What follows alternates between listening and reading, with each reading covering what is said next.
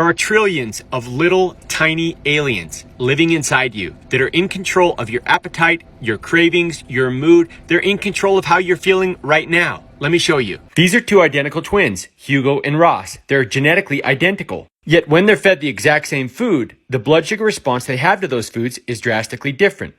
That's strange. Same genetics, same diet. Why the difference? There are actually hundreds of sets of genetically identical twins being studied in the UK. They're known as the best studied people on the planet because they're constantly undergoing studies to find out why some are tall and short, why some are fat and thin, why some have sweet tooth and some have salt tooth. And it all starts right here in the gut. Each of us has more than 30 trillion living organisms living inside of us. These are not human cells. They're bacteria or microbes. These bacteria make up an ecosystem that is absolutely critical to our overall health. When this ecosystem is damaged, it results in a condition called dysbiosis, and I'm guessing most people have never heard of this. In the United States, only 12% of American adults are metabolically healthy, and still more have mental health problems, digestive health problems, and lots of other health problems.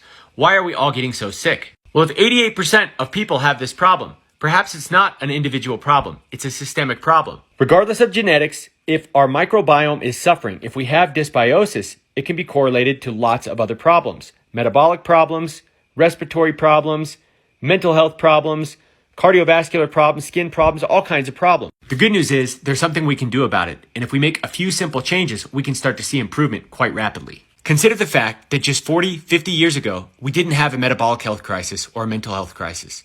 So what happened? Well, we used to have a diet that was rich in soluble and insoluble plant fibers. Fiber is the primary food source for the bacteria living in our gut.